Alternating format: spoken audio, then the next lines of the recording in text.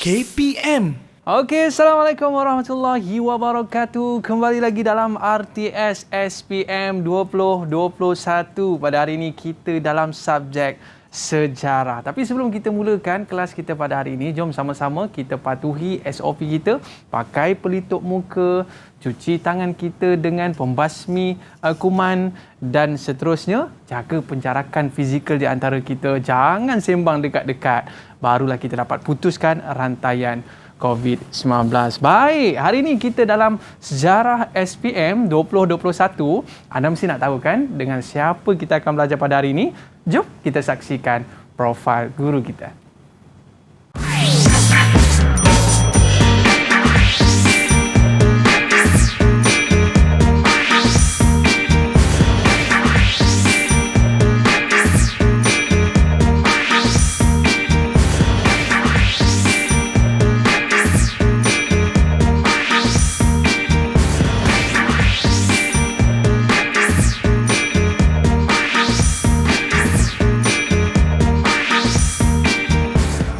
Ada Dr.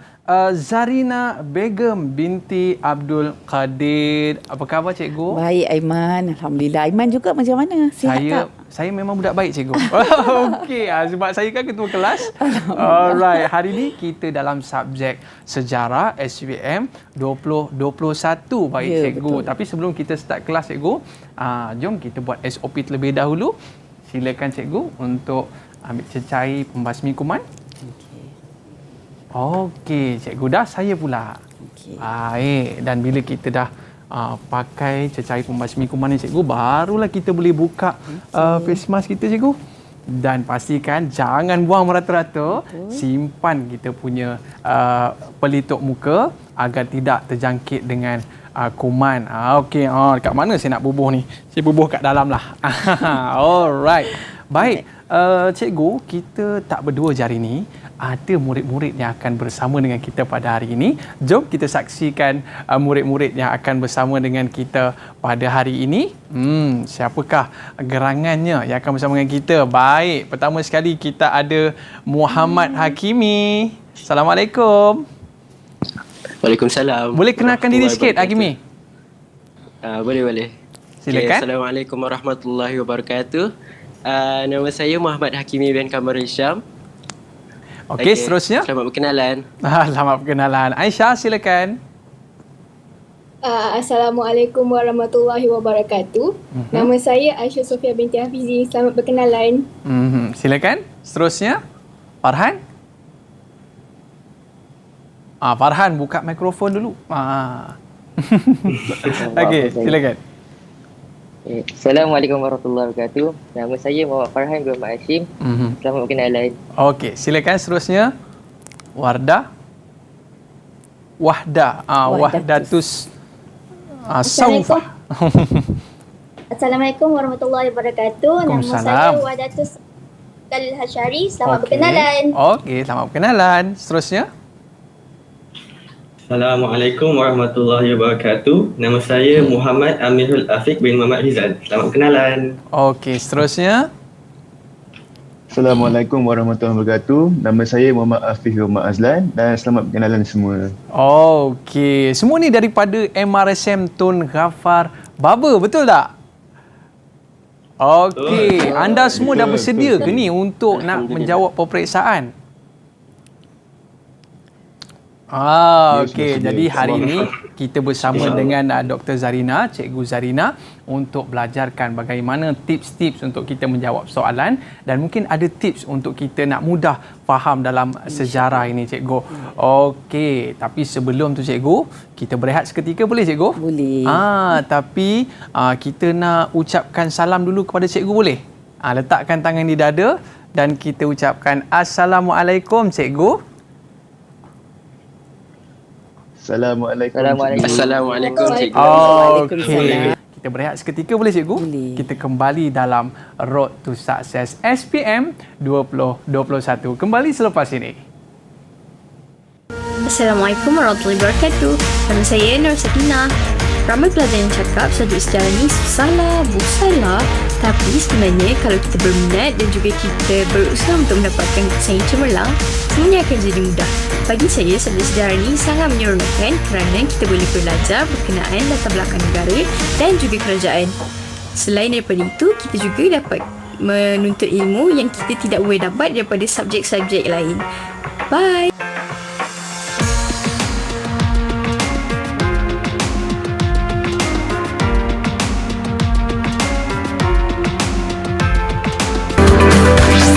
Didik TV KPM. Kembali dalam Road to Success SPM 2021. Di studio kita bersama dengan Cikgu Zarina. Cikgu, apa khabar? Baik, Aiman. Baik, Cikgu. Hari ini kita dalam sejarah tingkatan 4, Cikgu ya? Ya, betul. Yang Cikgu nak ajar pada hari ini. Dipersilakan, Cikgu. Okey, terima kasih Aiman. Okey, alhamdulillah hari ini kita akan berpeluang untuk mempelajari bab 1 tingkatan 4. Okey, jadi apa yang penting ialah untuk bab 1 tingkatan 4, pertama sekali cikgu akan dedahkan tentang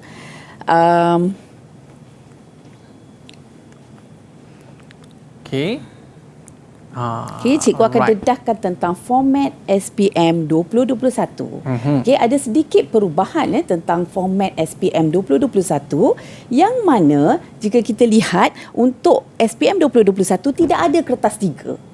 Okay, jadi calon akan hanya menghadapi SPM kertas sejarah dengan 2 kertas sahaja, iaitu kertas 1 dan kertas 2. Jadi di hadapan ni cikgu dah catatkan jenis instrumen yang akan disoal. Satu, untuk kertas 1 kita ada ujian bertulis berbentuk objektif, yang mana ujiannya adalah dalam bentuk aneka pilihan. Terdapat 40 soalan objektif. Okey, manakala untuk kertas 2 juga ujian bertulis dan kita ada 2 bentuk kaedah penyoalan, iaitu dari bentuk soalan subjektif, respon terhad, dan satu lagi adalah bentuk esei, iaitu respon terbuka. Okey, jadi bilangan soalan ni pula ada 40 soalan untuk objektif, manakala untuk soalan subjektif ada 4 soalan respon terbuka, yang mana setiap soalan mengandungi 10 markah. Bermakna 40 markah untuk soalan struktur. Okey, dan untuk soalan esei pula ada sedikit perubahan untuk SPM 2021 ni, yang mana ada 5 soalan dan calon perlu menjawab 3 soalan. Jadi pilihan dia ada berbeza, berubah sedikit. Berbeza dengan sebelum ini di mana ada 7 soalan dan calon boleh memilih 3 soalan. Kali ini pilihan lebih sedikit. Okey, dan tak ada kertas 3. Maknanya calon SPM 2021 ni kena bersungguh-sungguh lah untuk skor dalam kertas 1 dan kertas 2. Kalau nak sport tak boleh, Cikgu ya? Sport ni tidak. Kita biasanya kalau nak sport ini adalah setelah kita selesai semua. Kita dah cover semua, kita dah study semua topik, last baru kita runcingkan. Kita tak panggil sport, tapi kita kata soalan peruncingan. Kita tajuk runcingkan peruncingan dia. Jadi kita runcingkan dia. Okey. Maksudnya tak boleh diabaikan juga subjek-subjek lain, subjek lain kah? Jadi markah dia 40 markah untuk kertas 1 dan untuk kertas 2 kita ada 100 markah lah. Okey. Jadi 140 total dia akan peratuskan untuk dapat grade. Okey. Dan construct ni adalah bentuk pentaksiran yang akan dinilai ataupun disoal, okey, iaitu dalam bentuk konsep mengingat, kalau kertas 1 lah, memahami, mengaplikasi dan menganalisis. Okey, manakala kertas 2 pula mengingat, memahami, menganalisis, okey, menilai dan mencipta. Dia lebih lagi. So cabaran dia dekat kertas 2 sebenarnya, lebih tinggi. Okey, dan tempoh ujian kalau kertas 1 kita ada tempoh masa 1 jam lah. Okey, manakala untuk kertas 2 2 jam 30 minit. Lama. Okey, dan cakupan konteks memang melalui DSKP KSSM tingkatan 4 dan tingkatan 5. Okey, dan aras kesukaran rendah, sederhana, tinggi, nisbah dia 5, 3 dan 2. Okey. Jadi ini adalah untuk format SPM 2021. Yang mudah tu 5 lah, Cikgu ya? Ya. Jadi bermakna kalau tu nak lulus kan, sebab nak dapatkan CGSPM, nak lulus tu memang tak ada masalah. Tapi sejarah ni adalah subjek yang kita kena dapat A+. Oh, kena dapat A+. Ya, Tak ada pilihan. rugi tak dapat A+. Rugi Rugi tak dapat A+. Sebabnya dia mudah nak dapat A+. Jadi kalau kita tak dapat A+ tu, maknanya kita ibarat membuang peluang untuk menambahkan koleksi A+ kita. Oh, koleksi A+, cikgu. Okey. Okey. Alright, so kita masuk pada topik bab pertama ni. Okey, bab pertama warisan negara bangsa. So kita akan lihat latar belakang negara bangsa sebelum kedatangan Barat. Okey, yang mana kita ada 4 ciri utama. Okey, 4 ciri negara bangsa kerajaan alam Melayu. Okey, dalam buku teks tingkatan 4 ini untuk bab pertama ni, dia ada 2 ciri negara bangsa. Satu alam Melayu. Okey. Satu lagi Kesultanan Melayu Melaka. Jadi pelajar jangan keliru. Bila soalan bertanya tentang alam Melayu, mesti beri ciri negara bangsa alam Melayu. Okey. Okey, alam Melayu ni merujuk apa? Alam Melayu ni merujuk Kerajaan Funan, Majapahit, Sriwijaya, Kedah Tua. Maksudnya kerajaan-kerajaan sebelum zaman Kesultanan Melayu Melaka. Okey. Jadi antara ciri dia pertama ialah raja. Okey, ciri pertama raja. Kenapa raja? Kerana raja merupakan tonggak utama kerajaan. Okey, raja merupakan simbol utama kita panggil sebagai payung kepada sebuah kerajaan. Okey, dan pembesar memperkukuhkan kedudukan. Okey, cikgu. Kita dah belajar raja, undang-undang, wilayah, pengaruh dan rakyat dan seterusnya, cikgu. Okey, seterusnya Aiman, kita akan bincangkan tentang ciri-ciri negara bangsa Kesultanan Melayu Melaka. Okey, tadi ialah ciri-ciri negara bangsa di alam Melayu. Yang ni pula ciri-ciri negara bangsa Kesultanan Melayu Melaka di bawah subtopik 1.2. Okey, cikgu yakin semua tahu bahawa Kesultanan Melayu Melaka adalah merupakan empire yang hebat. Betul. Okey, dan apabila dia menjadi empire yang hebat, pastinya dia memiliki ciri kekuatannya sendiri. So kekuatannya adalah dari aspek ciri-cirinya. Okey, iaitu yang pertama, ia memiliki kerajaan. Okey, kerajaan yang mana muncul kerana adanya raja. Okey, dan raja ni merupakan pemerintah tertinggi dan dibantu oleh pembesar. Okey, seterusnya kita ada rakyat. Okey, di mana dalam zaman Kesultanan Melayu Melaka adanya rakyat. Okey, dan rakyat fungsinya kat sini mestilah taat setia kepada raja tersebut. Mematuhi undang-undang, sanggup melakukan apa saja. Dan dengan itu raja dapat meletakkan kekuasaan kepada satu kerajaan itu. Dan yang ketiga ialah kedaulatan, iaitu lambang kekuasaan tertinggi. Kedaulatan di sini maksudnya lambang kekuasaan tertinggi seorang sultan dan ia merupakan hak mutlak sultan. Dan dia secara tak langsung bila ada kedaulatan dia dapat mengawal rakyat. Elak rakyat daripada derhaka. Dan dia ada konsep tulah kat situ. Iaitu konsep apabila melakukan penderhakaan mereka akan ditulah. Jadi dalam konteks itu rakyat pada ketika itu memang menaruhkan taat setia kepada raja. Dan seterusnya kita ada wilayah pengaruh, ciri yang keempat. Iaitu kawasan pemerintahan raja yang diakui oleh rakyat. Dan Kesultanan Melayu Melaka mempunyai wilayah yang luas. Memang sangat luas. Merangkumi semenanjung Tanah Melayu dan juga pantai timur Sumatera. So kalau kita lihat berbeza dengan kerajaan Funan, Sriwijaya yang hebat itu pun berjaya diatasi, dikalahkan oleh Kesultanan Melayu Melaka. Kira Melaka lebih hebatlah. Dan undang-undang, semua tahu bahawa undang-undang penting di negeri Melaka pada ketika itu Hukum Kanun Melaka, Undang-Undang Laut Melaka. Dan satu lagi ialah lambang kerajaan. So lambang ni identiti. So kalau kita tengok macam upacara pertabalan yang di Petung Agung, kita akan nampak banyak lambang dalam tu. Antaranya keris, pending, mahkota, tengkolok. Ini semua lambang-lambang. Jadi ada 6 ciri negara bangsa bagi Kesultanan Melayu Melaka di sini. Saya suka bila cikgu cerita tentang bagaimana ketaatan rakyat itu adalah salah satu punca daripada kekuatan sesebuah kerajaan, cikgu, kan? Ya, betul. Baik. Sebab kita tidak boleh lari bahawa institusi raja ini adalah merupakan payung kepada rakyat. Jadi pada hari ini walaupun kita tak ada konsep raja berkuasa mutlak, kita dah mengorak langkah ke arah raja berperlembagaan, tapi tetap institusi raja itu yang teratas. Yang kita pegang, yang kita nobatkan kekuasaan raja itu dan ketaatan kita sebagai rakyat kepada raja. Menjadi punca kepada keteguhan sesebuah kerajaan, ya, cikgu. Betul. Okey. Cantik, cikgu. Boleh teruskan? Alright. Okey, seterusnya kita nak cikgu selang-sedikan dengan soalan kita. Kalau tak nanti bosan pelajar-pelajar kan. Ya, betul. Jadi kita nak lihat, kita dah belajar 2 subtopik, kita nak lihat pula kalau soalan begini, okey.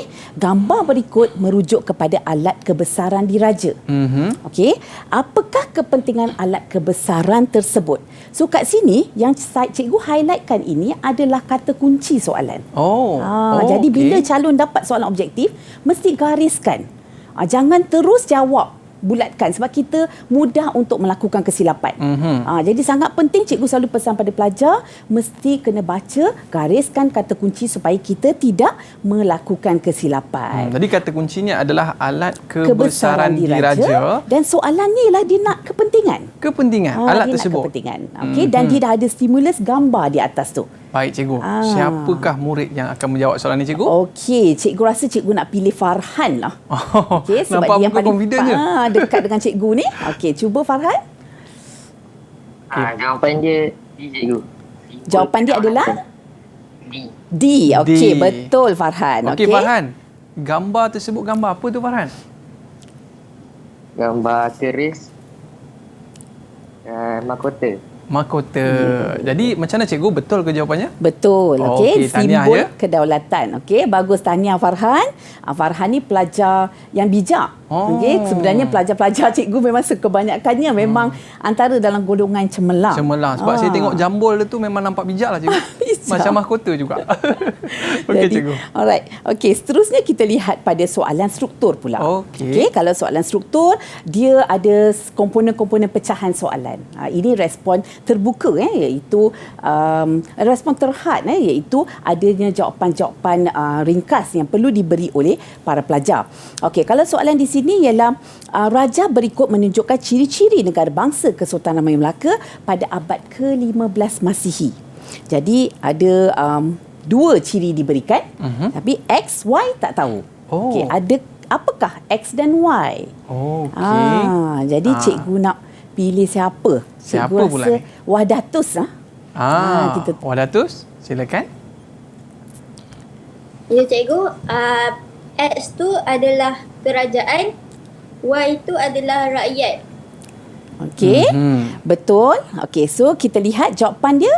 X adalah kerajaan, Y adalah rakyat. Okey, dan ada juga jawapan lain yang boleh diterima. Dia ada berapa cikgu? Ciri negara bangsa? Sebab ciri negara bangsa Kesultanan Melayu Melaka yang tadi kita belajar ada 6. Ada 6. Jadi soalan minta 2 lagi ekstra. Okey, jadi kita ada pilihan lah. Kalau pelajar tu pelajar yang bagus, kadang-kadang pelajar cemerlang, dia akan bagi banyak pilihan. Okey. Dia akan bagi X, Y, lepas tu dia juga tambahkan bawah lagi. Okey. Jadi dengan itu kita akan dapat banyak markah, tapi markah wajaran 2 markah sajalah. Okey. Jadi mungkin pelajar tu dapat 4 tapi maksimum 2 markah saja. Selamatlah sikit cikgu kan. Selamat. Kalau pelajar yang cemerlang biasanya memang cikgu akan minta mereka tulis banyak jawapan. Itu yang sampai 10 helai kertas jawapan cikgu. Betul. Okey cikgu. Seterusnya kita tengok pada soalan nombor 2, apakah yang dimaksudkan dengan kedaulatan? Okey, siapa nak cuba ni? Afif. Afif. Cuba Afif. Silakan. Baik cikgu, maksud kedaulatan adalah lambang kebesaran raja ataupun kerajaan. Itu cikgu. Okey. Itu saja. Apakah yang dimaksudkan? Kedaulatan ya. Sekali lagi, boleh ulang jawapannya? Maksud kedaulatan ialah lambang kebesaran suatu kerajaan ataupun lambang kebesaran diraja. Okey. Macam mana cikgu? Boleh terima jawapannya? Boleh, tapi cikgu nak lebih lagi, huraian lebih lagi. Ada murid kita nak bantu ke? Kita nak tambahkan dengan Hakimi. Hakimi, cuba tambahkan satu lagi isi Hakimi.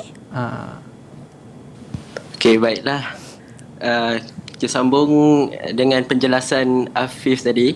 Jadi, kedaulatan ni pun kita boleh jelaskan dari segi aspek yang memfokuskan kepada raja. Jadi, raja yang berdaulat mempunyai kuasa. Mempunyai kuasa dan boleh, dan rakyat juga, dan dalam masa yang sama rakyat juga memperoleh satu hubungan timbal balik antara raja dan rakyat supaya satu kerajaan ataupun suatu negara tersebut dapat dibangunkan, dapat berdiri teguh dalam masa jangka yang panjang. Okey. Wow, jawapan yang penuh confident ni cikgu. Betul. Tak lama lagi ni jadi doktor agaknya kan. Okey, Bagus, silakan. bagus Hakimi. Okey, so kalau kita lihat maksud dia kedaulatan merujuk kepada kekuasaan tertinggi yang dimiliki oleh sultan.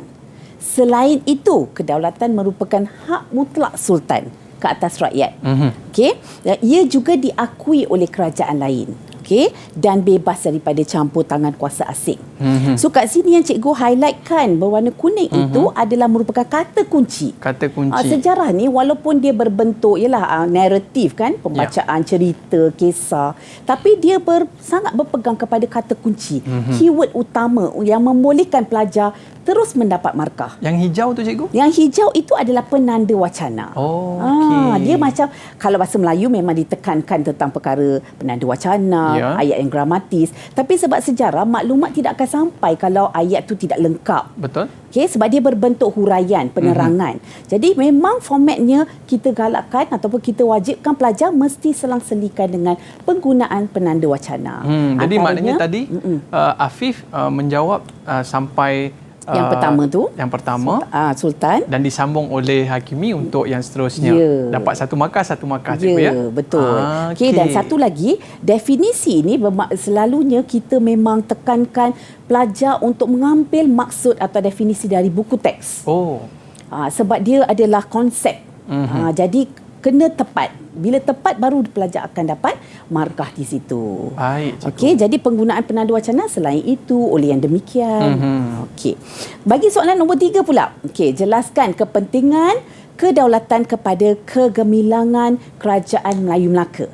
Okey, ini soalan kebat. Oh, ni kebat cikgu ya? Ini kebat. Sebab dia sebut kepentingan. Kepentingan. Okey. Jadi siapa nak cuba? Aisyah. Cuba Aisyah. Baiklah.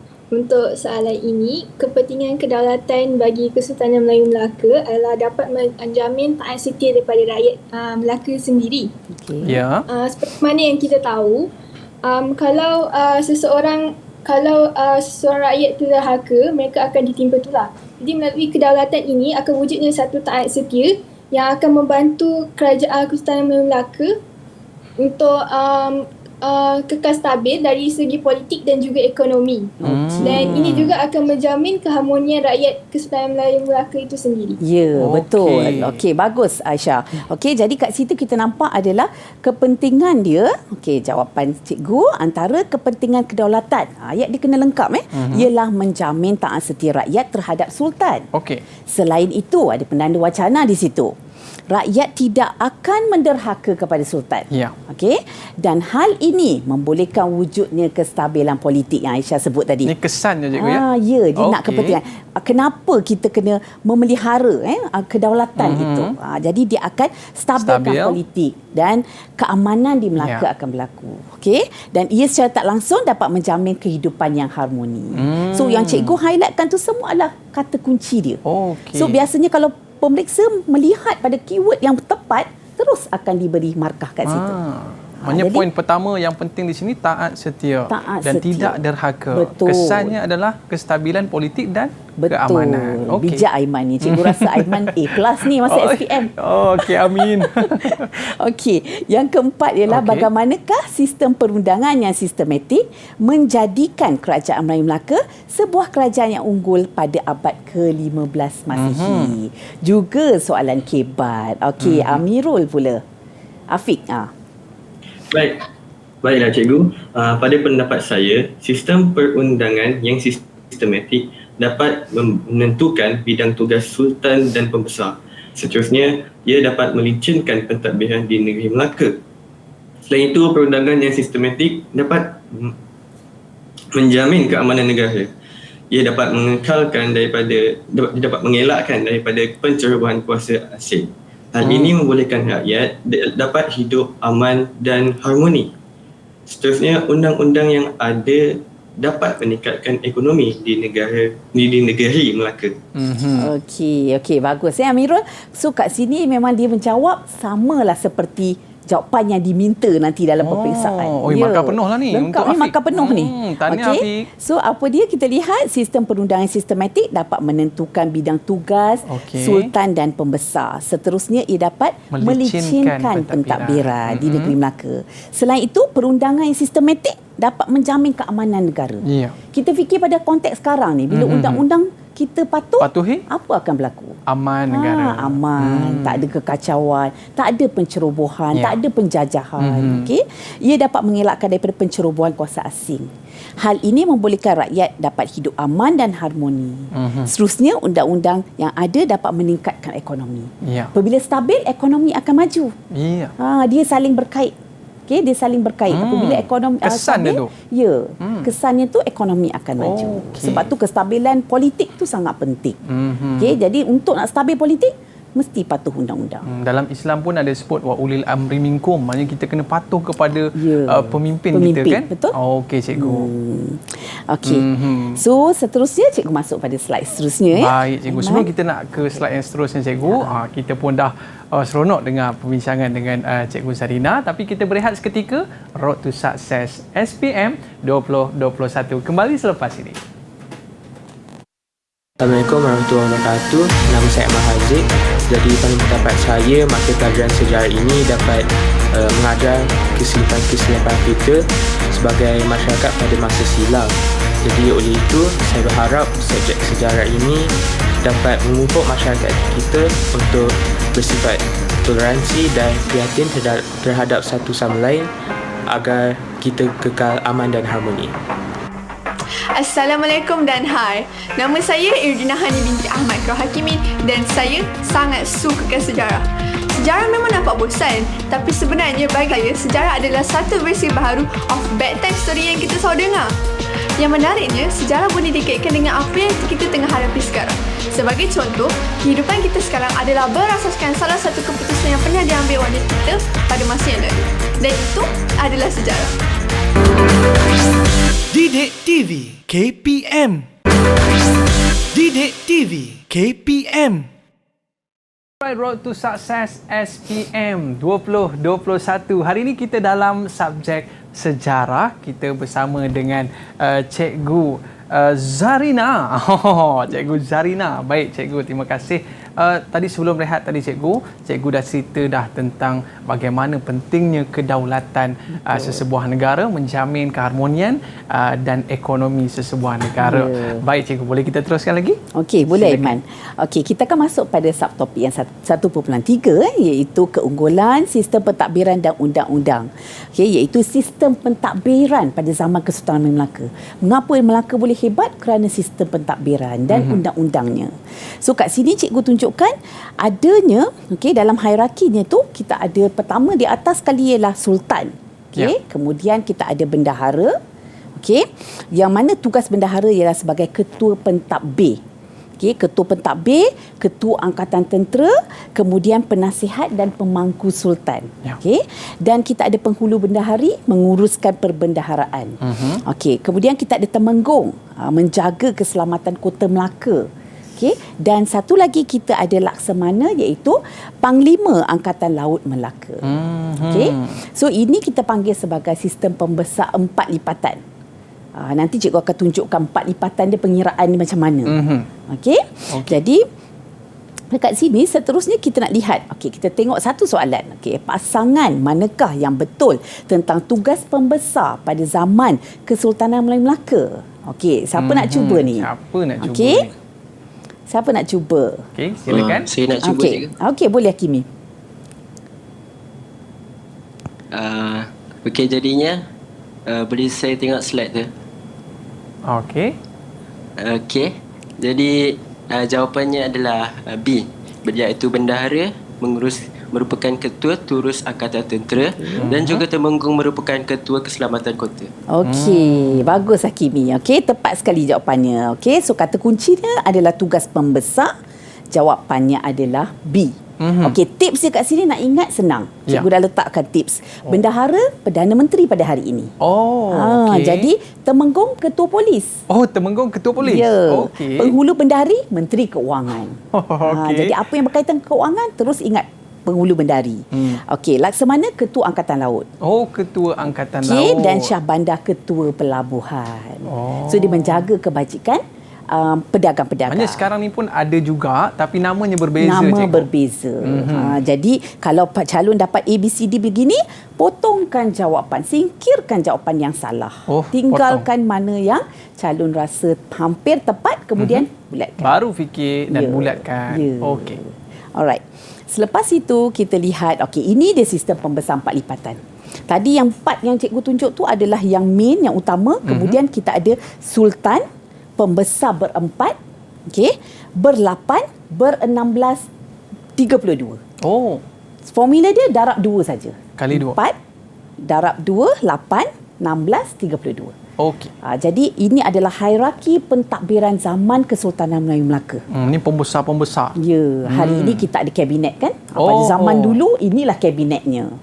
Sekarang ni kabinet lah kita sebut kabinet. Okey. So kat sini setiap pembesar ini dia mempunyai fungsi-fungsi tersendirilah. Okey. Okey. Dan seterusnya kalau kita lihat undang-undang. Okey, undang-undang dia ni kita ada Hukum Kanun Melaka, Undang-Undang Laut Melaka. So Hukum Kanun Melaka ada 44 fasal. Okey, fasal ni ramai pelajar yang kadang-kadang tanya, cikgu fasal tu apa? Perkara. Macam perlembagaan pada hari ini kita sebut perkara. Contoh perkara 153 merujuk kepada hak istimewa orang Melayu. Fasal tu perkara. Perkara. Okey, jadi senang nak ingat. Bila cikgu ajar, cikgu terangkan yang lama tradisional sebab anak-anak zaman sekarang kan, dia tidak biasa dengan konsep-konsep lama. Nak bagi mereka ingat, kita sebut fasal tu adalah perkara. 44 perkara. Ya. Jadi dalam 44 perkara itu dia adalah jenayah, okey, iaitu membunuh tanpa pengetahuan raja atau pembesar akan dikenakan hukuman bunuh. Okey, kemudian ada peranan sultan dan pembesar juga dalam tu. Ada kekeluargaan, ada ekonomi. So sebenarnya bila merujuk pada ni, ada kadang-kadang pelajar akan tanya, cikgu macam mana ingat benda ni? Itu pentingnya kita buat nota ringkas dalam bentuk mnemonics. Ringkaskan, akronimkan dia. Bentuk lagu ke. Boleh. Kalau pelajar-pelajar bijak tu kadang-kadang dia buat dalam bentuk lagu, kadang-kadang dia buat dalam bentuk pepatah. Kalau cikgu buat, dia tak berapa fun sangat. Kalau mereka buat, memang mereka sangat kreatif. Ini kalau Afif ni dia rap cikgu. Betul. Dia rap. Boleh dia tu. Boleh, Okey. Jadi seterusnya kalau kita lihat pada Undang-Undang Laut Melaka, kita ada 25 fasal. Okey, dia berkaitan dengan kelautan lah. Jadi kat situ kita ada peranan nakhoda. Okey, kemudian pelayaran. Okey, tentang jenayah, tentang percukaian. Okey, so banyak aspek. Jadi bila pelajar nak belajar tu, pelajar perlu ingat bahawa undang-undang laut tentang laut, sebab kita Melaka adalah sebuah pelabuhan hebat kan? Ya. Pelabuhan entry port. Okey, yang mana kapal-kapal luar datang ke negeri Melaka sampai membawa kepada kemasyhuran Melaka. Okey, dan kalau kita lihat disebabkan itu dia ada undang-undang laut. Dan hukum kanun ni tentang perkara-perkara lain lah. Perkara lain. Selain daripada berkaitan dengan laut. Maknanya laut sahaja pun ada kanun dia. Ya, ada kanun dia. Sebab dia pada ketika itu dia ada tindak tanduk yang tidak sepatutnya dilakukan. Jadi hukuman-hukuman akan dikenakan. Contohnya macam pelayaran. Okey, malim atau jurumudi harus arif tentang ilmu pelayaran. Dia adalah fasal dia. Okey, jadi siapa yang akan mengemudi, dia kena tahu ilmu pelayaran. Jadi bila ada tu, jurumudi tak akan patuh pada peraturan tu. Dan biasa soalan-soalan seperti ini, cikgu akan masuk di objektif ataupun subjektif, cikgu? Objektif dan juga soalan struktur. Bahagian ni biasanya objektif dan juga soalan struktur. Okay, soalan struktur dia boleh kata bincangkan tentang undang-undang yang wujud pada zaman Kesultanan Melayu Melaka. Jadi calon boleh jawab undang-undang yang wujud ialah Hukum Kanun Melaka. Kemudian beri huraian sedikit. Dan kita boleh ceritalah yang bawah tu, cikgu? Boleh, sebagai huraian dia. Sebagai contohnya, mempunyai sebagai contoh jenayah, membunuh tanpa sebagainya. Kan?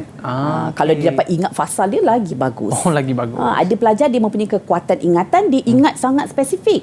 Tapi jika tak pun memadai kalau dia kata ada menyentuh tentang jenayah. Ada menyentuh tentang kekeluargaan. Simple. So dapat jenayah 1 markah, kekeluargaan 1 markah. Okey, ekonomi 1 markah.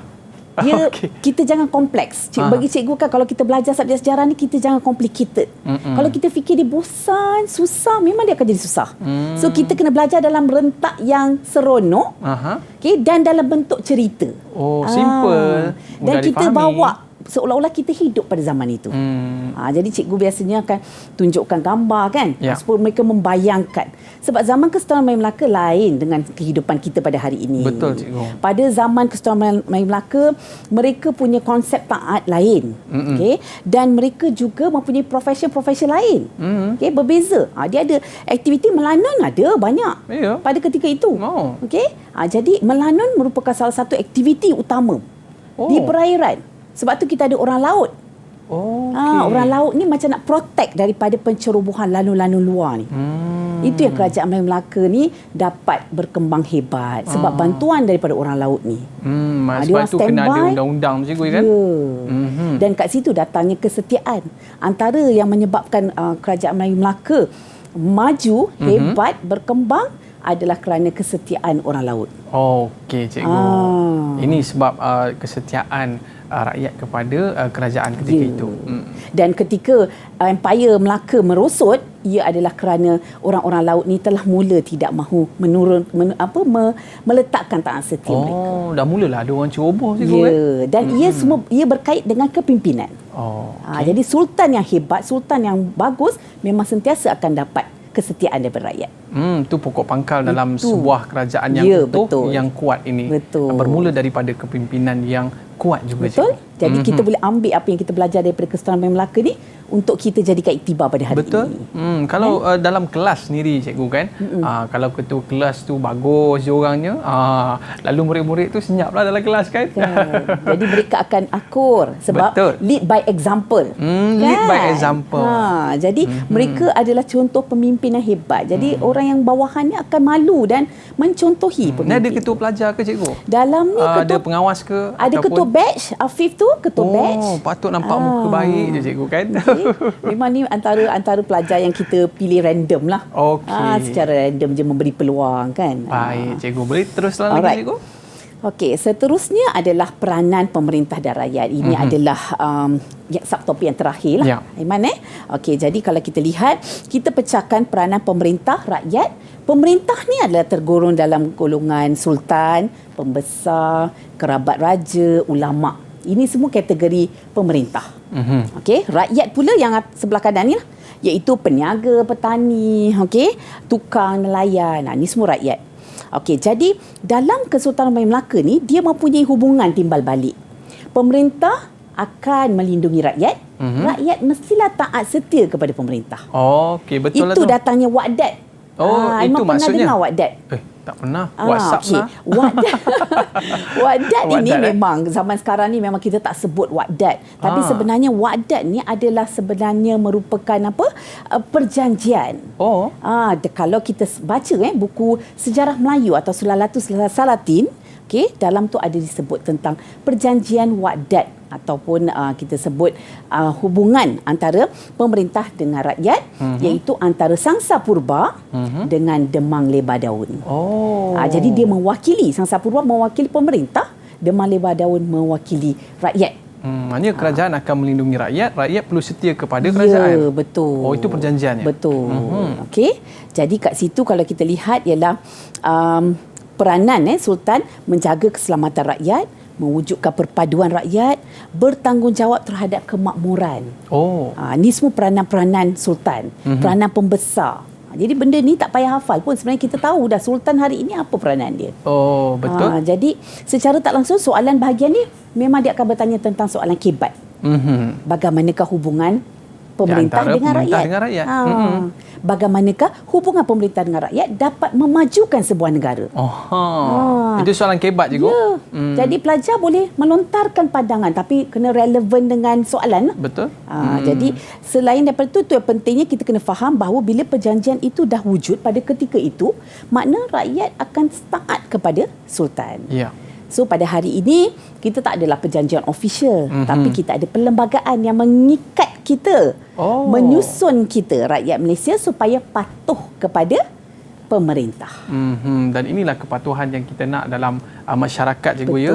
Seperti mana kalau kita lihat dalam pandemik COVID-19 ni, cikgu, kan, disebabkan kepatuhan rakyat, maka kita dapat sama-sama tangani gejala COVID-19 ini. Sangat penting, sebab kalau kita bersikap pentingkan diri, kita tak dapat nak memutuskan rangkaian. Betul, cikgu. Okey, boleh kita teruskan lagi, cikgu? Okey, seterusnya adalah kalau kita lihat yang terakhir yang kat situ cikgu sebut adalah hasil yang bawah sekali, mengutip hasil melalui sistem serah dan membekalkan tenaga tentera melalui sistem kerah. Okey, apa dia sistem serah? Dia ada dua konsep, serah, kerah. Sistem serah ini adalah apabila pembesar, kan, pada zaman dulu kalau Kesultanan Melaka, Sultan dia akan anugerahkan kawasan pegangan ataupun kita panggil sebagai dia akan anugerahkan tanah kepada pembesar. Pembesar tu kalau berkhidmat pada Sultan pembesar akan dapat tanah. Jadi tanah itu akan diusahakan oleh para petani, golongan-golongan hamba. Jadi apabila mereka mengusahakan tanah tersebut, apa yang berlaku? Hasil tanah itu mereka serah. Mereka serah sebagai membalas semula. Jadi pulangan hasil itu mereka serah. Itu datangnya konsep sistem serah. Sistem kerah pula berbeza. Sistem kerah ni mereka sedia untuk berkhidmat. Okey, berkhidmat iaitu menggunakan kudrat mereka tanpa mendapat apa-apa upah. Itu memang rakyat sendiri secara ikhlas mahu menyumbang tenaga kerja. Contohnya antaranya membina istana, membina jalan raya secara sukarela. Itu adalah menunjukkan lambang kesetiaan mereka. Kita nampaklah kesetiaan rakyat, mereka tak payah disuruh. Itu sistem kerana mereka sendiri nak. Mungkin disebabkan sistem serah tadi menyebabkan mereka bila sistem kerah ni mereka tak ada masalah dah. Tak ada masalah sebab mereka saling berkait. Saling timbal, hubungan timbal balik. So dia dapat naungan, dia dilindungi dan masa yang sama mereka kenalah buat sesuatu. Jadi bila taat tu ada, mereka sanggup melakukan apa. Tapi saya suka bila cikgu cerita tentang sistem serah tu, cikgu, ya. Maknanya pemimpin bila mana ada dibuat satu perusahaan dan mungkin keuntungan daripada itu diserahkan semula kepada masyarakat. Ini bukan pemimpin, Aiman. Ini rakyat tu. Rakyat tu sendiri. Rakyat mengusahakan sebab dia dapat tanah tu. Tanah tu diberikan oleh pembesar untuk mereka usahakan. Jadi hasil daripada itu mereka serah. Sebahagian daripada hasil, bukan semua. Nak menunjukkan ketaatan mereka kepada kerajaan ketika sumbangan mereka lah. Sumbangan mereka. Sumbangan mereka. Okey, cikgu. Ini dia.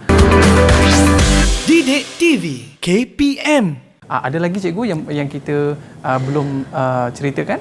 Setakat ni rasanya semualah kita dah sentuh dah.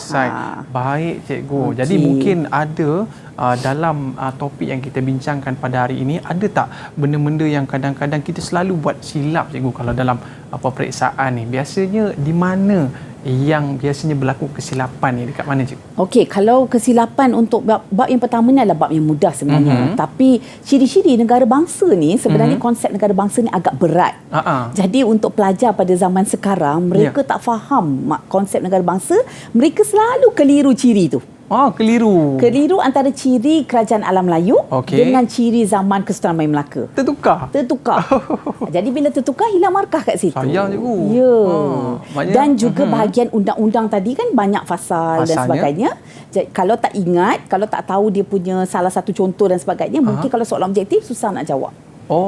Jadi kat situ ada kekeliruan pelajar di mana dalam bentuk konsep kedaulatan, konsep wadat, konsep serah, konsep kerah. So bab satu ni memang bermain dengan konsep.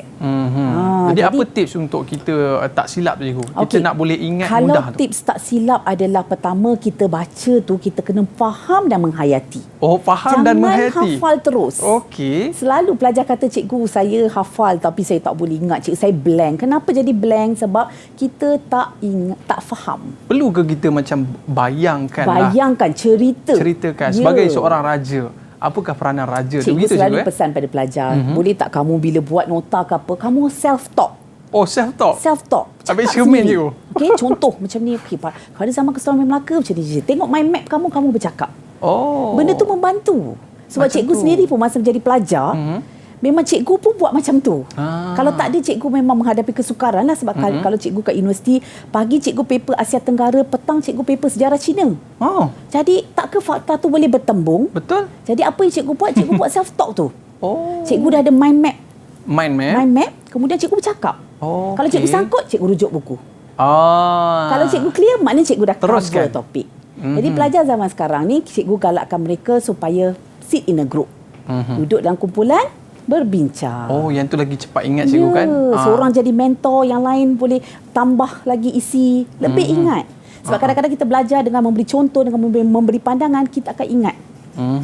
Itu penting lah. Yelah, kalau baca seorang-seorang cikgu, cukup 5 minit, cukup 10 minit cikgu. Betul. Buku baca kita cikgu. Betul.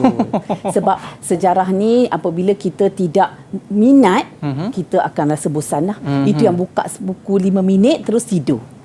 Okay? Jadi kita tak sempat, kita tak menghayati, kita rasa seronok. Okey, cikgu. Kita nak tanya murid-murid kita ni. Farhan, macam mana Farhan? Apa pandangan tentang subjek kita hari ni? Sangat bagus dan alhamdulillah saya semua faham. Okey, alhamdulillah. Aisyah. Kita pergi kepada Aisyah. Okey, apa pandangan Aisyah untuk subjek kita pada hari ini? Boleh skor ke dalam peperiksaan nanti? Boleh skor sebab kalau kita faham bab 1 ni, yang tingkatan 4 ni, secara automatik kita boleh kaitkan dengan bab yang di tingkatan 5. Sebab sekarang ni kan macam cerita, jadi dia saling berkait antara satu sama lain. Sebab Aisyah pun mesti suka bercerita kan. Jadi tak susahlah untuk kita mengingati untuk bab-bab yang berikutnya. Cikgu, last, mungkin ada apa-apa nasihat untuk murid-murid? Okey, nasihat cikgu kena berpegang pada prinsip dalam diri bahawa semua mata pelajaran adalah penting. Dan sejarah ni membina jati diri kita. Kalau mana-mana kita pergi pun, bila sejarah kita A+, orang akan cakap, hebatnya kau. Patriotism, jati diri. Jadi sangat-sangat penting sebab sejarah dia tak habis kat situ. Dia tak habis sampai SPM. Kita carry benda tu. Kita bawa dia. Jadi kita bekerja pun kita ada integriti, sayangkan negara, hormat pada pemimpin. Jadi kita akan jadi warga Malaysia yang hebat. Ya, sebab apa cikgu, murid-murid kita ni mungkin one day ada belajar kat Jerman, belajar kat negara-negara yang hebat di luar sana, and then bila mereka pulang ke Malaysia, mereka kena tahu bahawa negara Malaysia pun luar biasa hebat seperti mana yang cikgu ceritakan. Jadi kita kena sentiasa rasa bangga tanah tumpahnya darah kita. Okey, jom murid-murid kita letakkan tangan di dada. Jom kita ucapkan terima kasih kepada Cikgu Zarina. Boleh tak? Okey, sama-sama ya. Okey, terima kasih Cikgu Zarina. Terima kasih Cikgu Zarina. Okey, terima kasih cikgu. Sama-sama. Dan terima kasih kepada murid-murid yang bersama dengan kita dalam topik sejarah pada hari ini, Road to Success 2021. Kita berada di akhir rancangan. Kita jumpa lagi dalam episod yang akan datang. Bye-bye. Assalamualaikum warahmatullahi wabarakatuh. Okey, bye-bye sikit. Bye-bye. Assalamualaikum dan salam perjuangan. Saya Amirul Hafiz Haikal bin Muhammad Fazi dari Sekolah Menengah Sains Raja Tok Azlan Shah, Taiping, Perak. Seperti yang kita tahu, import terakhir bagi pesakit COVID-19 adalah kematian, dan import terakhir bagi generasi pewaris yang tidak mendapatkan pendidikan yang berkualiti adalah kepisangan dan mungkin kehancuran negara. Terima kasih kepada warga guru dan warga pendidik kerana berjaya melahirkan modal insan frontliner yang berdaya saing, tekal dan kreatif dalam menangani situasi yang mencabar ini. Tidak lupa juga kepada guru yang sentiasa memerah keringat untuk memberikan pendidikan yang terbaik kepada kami. Sesungguhnya kesinambungan ini merupakan penghayatan dan kejayaan membina negara bangsa ini merupakan harapan. Terima kasih cikgu. Ibarat segenggam kita jadikan gunung, setitis kita jadikan lautan. Bersama guru kita bina pembina azam terulung menjadi panduan sepanjang zaman. Terima kasih cikgu.